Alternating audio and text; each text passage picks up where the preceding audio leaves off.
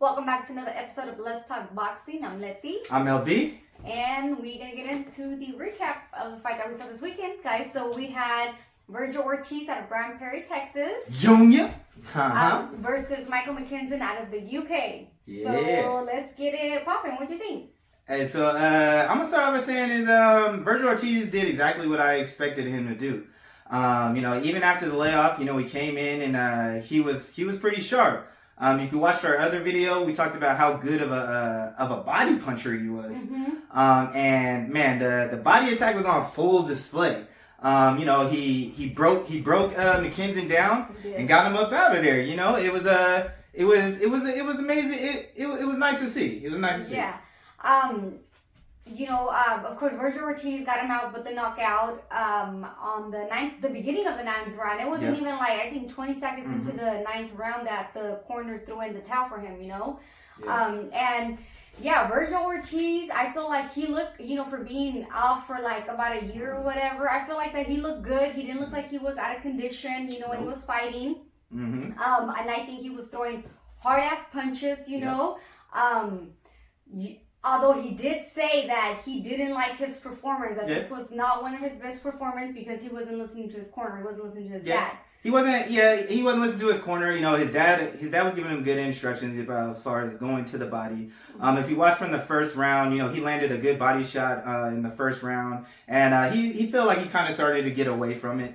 But he did make the adjustment. I think part of that reason why is he wasn't really targeting the body was like, I feel like boxers like that. They like those headshots and they like those knockouts from the head. So it's kind of more. I feel like it's more of a flashy knockout. So you thought he wanted to get like yeah. He was like in Texas, his home state. Yeah, he did, and I think he wanted to get one of one of those knockouts. To the head, like, one of those, versus versus the body. And it almost feels like McKinson was kind of expected that too, because he was really he was kind of in the high guard, really defensively up here, but not really towards the body.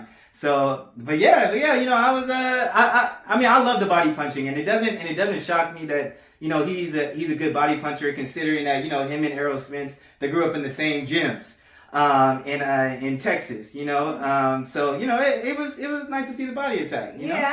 He was definitely coming forward the whole night, like we thought. Of course, he's like all up in your face, taking the punches. Even though he was getting hit, by McKinson, it didn't look like it phased him too much. Like it didn't look like he was hurt at any point from McKinson's punches. And then getting into McKinson, to kind of.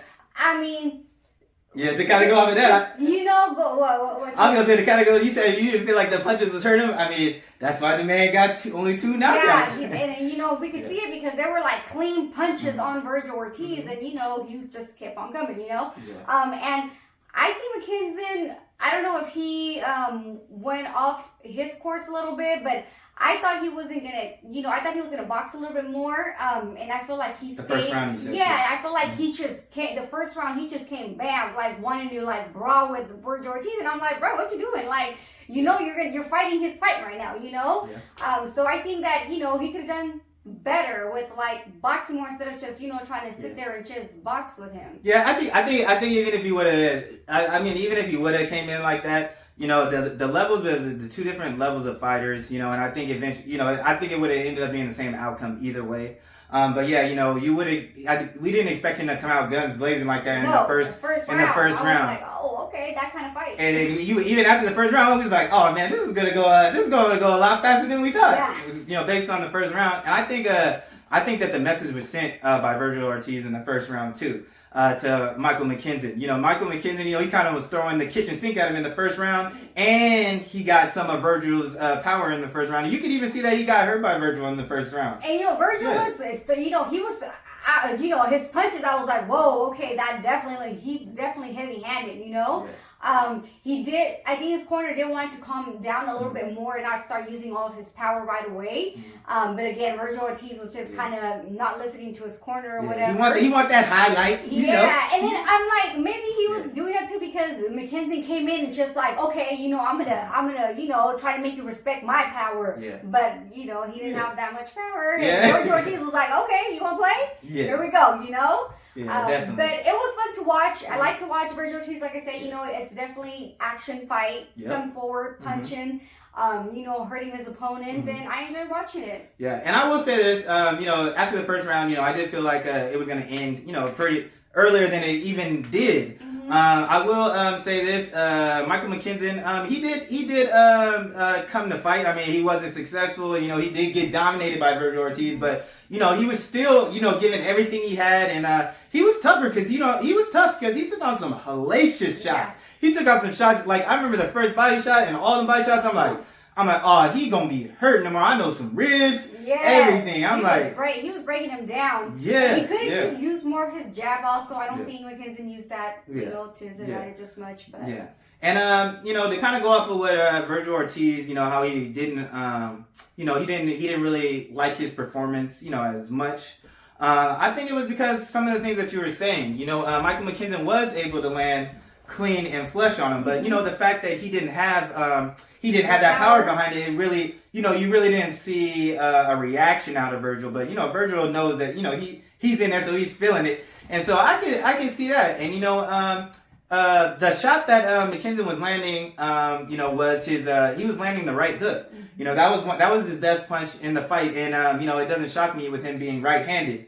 He's a southpaw, but he's a right-handed fight. He's naturally right-handed. So I think after he saw that he was landing his right hook and it still wasn't having an effect on Virgil, I think he pretty much knew in his mind this is gonna be something. And then on top of that, when you listen to him in the post conference, he said, I kind of wanted to be that first person to end that KO streak for Virgil. So I kind of felt like that was kind of on his mind a little bit, But yeah, fortunately he didn't get that. But I mean, talking about Virgil, he's probably was a little frustrated because he was getting those clean hits by kind of you're getting up there to the level where you might start fighting elite fighters, and it's like you can't be doing those little mistakes of, getting hit because it's not going to be the same with the next fighter. You know what I mean? Yeah, and to kind of go off of that, there's after the fight, a lot of the reporters and stuff were asking him about, Terrence Crawford, and he was there at the fight, and and that's part of it. That's kind of, I agree with what you're saying because, Terrence Crawford is also in the southpaw stance. He's also right-handed too, and that's his dominant hand. So, but that right hook from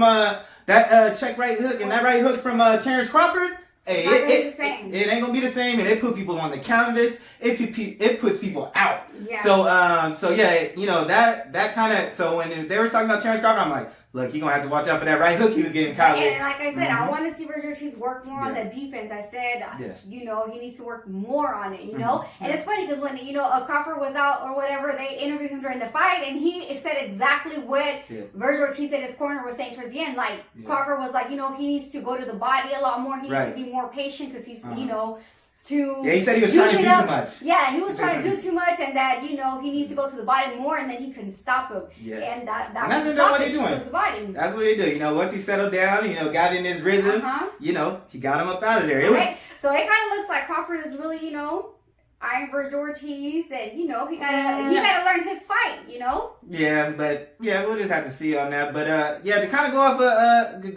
talk about that, Virgil. I mean, he pretty much landed offensively, he pretty much landed every type of punch. We saw the power jab, and man, his left hooks to the body. Ow. Oh my goodness. He was throwing left hooks to the body. He was throwing the right to the body, and I was just like, oh man, that is nasty. And he didn't look tired at all. He was landing the uppercut. He was landing his hook. It was, it was Vergil Ortiz. And he was moving around. He was cutting off the ring because at some point McKinson did start to move around a lot, so he did do that. But what else? What's next for Vergil Ortiz? Yeah, now that you got McKinson out the way, I wasn't, like I told you guys before, I wasn't a fan of that matchup, in the beginning. But since he had the layoff, then I was, I understood it. I was accepting of the fight. But now I'm ready for him to get to that action. You feel me? And I mean, he didn't call anybody out by name. He did. He specifically didn't call anybody out by name because he never really does. But who do you want to see him? All right, so we kind of talked about it. Me and you, we kind of talked about it. Obviously, we know, and he even mentioned this, post fight that Terrence Crawford obviously he's busy. He's busy. So like we've been talking, we want to see those next level of 147 pounders to get in there and mix it up. So we want that fight with Jaron Ennis. We want that fight with Stanionis. We want that fight with Conor Benn. And I was happy to hear Conor Benn, prior to the fight, he was kind of gave his thoughts on the fight, and he said, he would want the winner. And I told her, I was like, man, that's the fight I want, and it makes the most sense because they both fight on DAZN Network. They have two different promoters, but they both fight on DAZN. I think that's an easier fight to make than the other fights, with the PBC who's over there. So, maybe those PBC guys can get into it. And then, with Jaron Ennis and Stanionis, and then the DAZN, and then exciting. And then the DAZN 147 pounders, Conor Benn and Vergil Ortiz matchup. Yeah, that's what I want to see. So I want to see that Conor Benn matchup. Really, I would not be mad at that. Watching that fight, I think Vergil Ortiz is gonna step it up. I think, especially if they're trying to get ready for, like I said, a Crawford or the winner of the fight, but again, Spence might go up, so it might end up being Crawford at some point. I think maybe, Conor Benn? I think Conor Benn. I think Conor Benn will be the best bet. He already kind of called him out on his video. But I think that would be a good fight. And Vergil Ortiz did say that he wants to get in the ring again before the end of the year, And I think that would be a great matchup to see them, between both of them. Definitely. But yeah, we're always excited about the 147-pound division. I always like the 147-pound division because I feel like it's a combination of power and speed. You don't get that in in other divisions. So it's either one or the other. But I feel like at about 147, I feel like you get both. Oh yeah, that's good. That's a good point. But yeah, those are. I mean, there's so many matches at 147. I'm excited to see Stanionis back in the ring too. I don't know that he would go up against Vergil Ortiz just yet. I don't think so. You don't think Stanionis will want that fight? No, I think that Vergil Ortiz's side might not want that Stanionis fight just yet. Yeah, we know Virgil want that fight, but hey, Golden Boy, we know Golden Boy did not deliver those fights. Mm-hmm. So, and the other thing about Golden Boy, I'm hoping that, they've lost a lot of great fighters, especially even in this past year. They just lost Anissa Estrada. Before that, they lost Canelo. And so, I'm hoping that they do right by Virgil and make those fights for him, and make those happen, So, I guess we'll just kind of have to wait and see what happens. I'll have to wait and see, but we whenever Virgil is he's up to fight, we definitely gonna be tuning in. Yeah, it's an action fight for sure. But let us know who you guys think. He would be a good matchup. I want to hear what you guys think. Yeah, definitely let us know in the comments who you want to see Vergil Ortiz match up against. We know everyone really want to see that mega fight eventually when it happens. Yeah. Which is going to be him and Boots. I've been waiting. We're all waiting for that fight. We're all waiting for. Hopefully the politics of boxing don't marinate this fight like how they do everything else, like how they do all the other fights, and hopefully we get that fight sooner rather than later.